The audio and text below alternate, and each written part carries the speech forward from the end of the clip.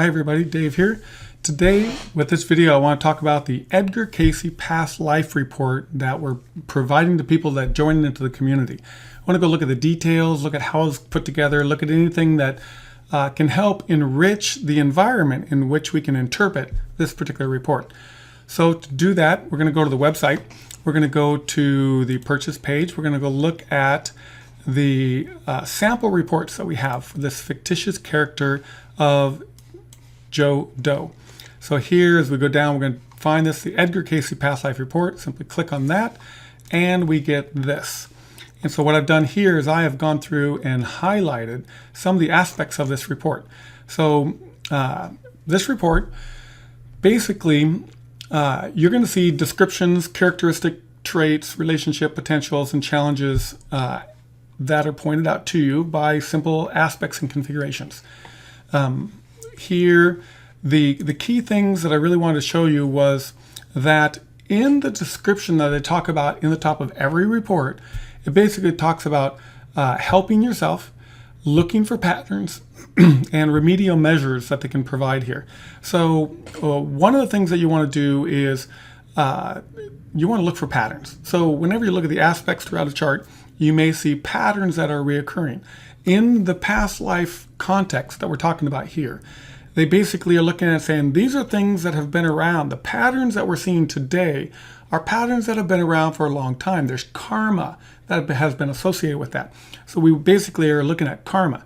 And to better look at that karma, what we should really do is take a look at a little bit of information about Edgar Cayce himself. So if you haven't looked up anything on Edgar Cayce, there is the Association of Research and Enlightenment that is a nonprofit organization that has a bunch of information about him.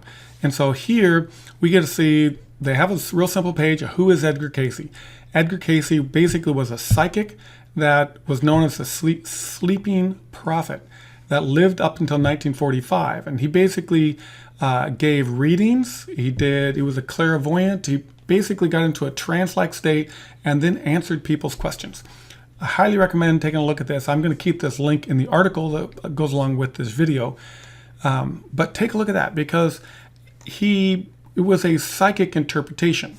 And also, what's also interesting when you look at these particular reports is that you want to go look at the philosophy associated with Edgar Cayce and how he looked at things.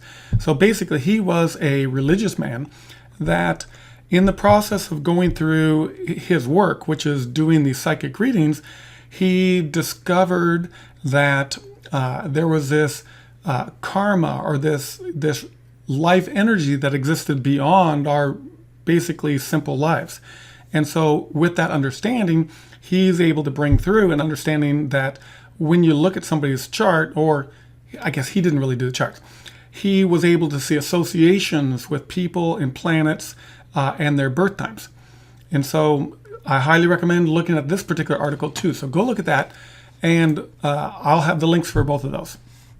And so here, when we think about this, Edgar Cayce was alive. He gave tons of readings when he was in his trance or in his psychic state.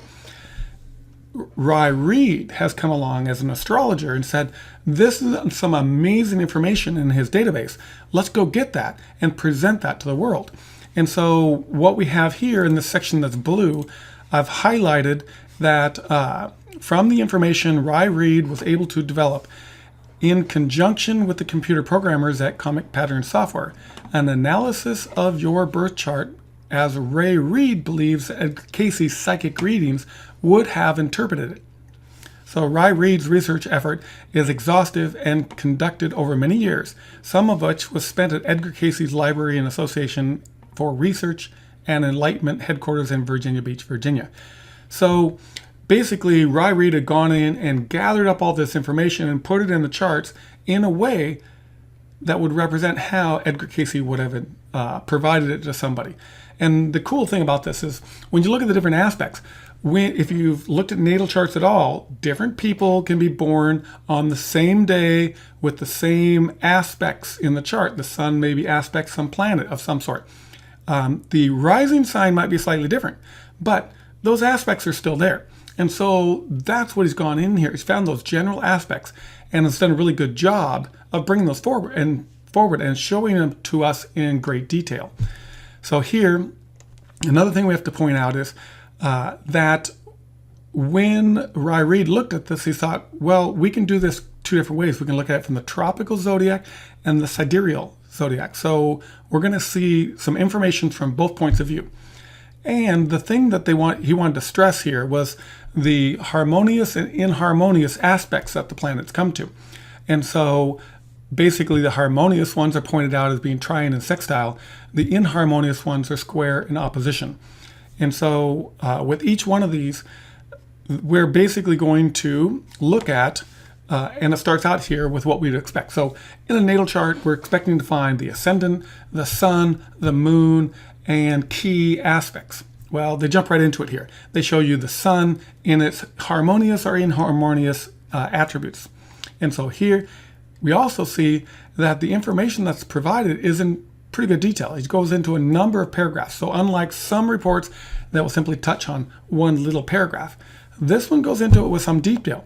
And the thing that they want to point out here is that he goes into the idea that they want to be able to provide remedial measures. And so we're going to look for some type of advice that he's going to give you for this, because Edgar Cayce was really big on advice, helping people get through medical issues, helping people get through other issues that were in their lives. And so that information has come through. And so here we get to see, I just scrolled through the sun. Now the sun's conjoined with Mercury, which would be a positive attribute. And then the moon. So we're covering the moon. We're going to look at conjoined with Jupiter, which would be a positive thing. And here the moon's conjoined with Venus. And it goes into details here, and we get to see lots of information here. A harmonious aspect with Uranus. And then Mars. So now he goes and looks and says, well, I've covered the sun and the moon. Let's go cover Mars. Or, as it turns out, any aspects that is in the chart. So depending on how your chart is, you're going to see a richness of information here based on those configurations. So here we have another one with the Jupiter harmonious with Uranus. And we'll go to another one, which is, okay, so he's covered the main points. Then what happens is, so now we're looking at it and saying, well, what about that rising sign? Or what about the other aspects here? And so what he's done is he's gone in a little bit farther and said, well, we're now going to interpret the sun in its sign based upon the tropical or sidereal points of view. So here, the sun is in Gemini, and here the moon is in Cancer. And then we go look at it from the sidereal aspect, your sun is in Taurus. And if it turns out that the aspect for the moon is not different from the tropical, then it doesn't cover it. Okay, and so the difference there is basically in the tropical you have one sign that covers 30 degrees. In the sidereal, I believe they're shifted ever so slightly, so they might be off a little bit. Also, one of the things for Vedic astrology is that we want to look at the decadence inside each sign. So here they're divided up into 10-degree chunks. And so again, they go into this and say they want to look specifically at the sun and its specific sign. And we look at this particularly for karmic type things or for past life type of energy. And so here we get the sun is in Capricorn decadent, and we get the moon's in the Aquarius decadent, and that rounds out the bottom of the report. So as you can see in this report, it has a lot of information. I will page up rather than scroll. So basically here, it's going to go into a lot of detail in each section, which is something I really like from this particular report. What else do we see here? So the thing that you're going to want to look out for here is that this particular chart brings in aspects of Atlantis quite a bit. So Edgar Cayce was a strong proponent of Atlantis. And for myself, when I think about that, I have done research with regards to the high societies that have been on Earth before our current one. So there's been cycles that the Earth has gone through. Anybody that goes out there and researches, goes and looks at how temples were built and how the technologies that were needed for those, will find that even in today's society, we don't have the technology associated with what they had before. But they did it differently. Humanity was around back then. The life cycles that we had that we have today were around back then. And so it's really kind of cool to see that he, through his psychic and his clairvoyance, has gone in and made those associations for us. So to us, all we have to do is run an Edgar Cayce past life report, and we get to see this fine detail. To me, this is a real good addition to another natal chart or to other charts that look into specific personality traits. This one is really kind of all about karma.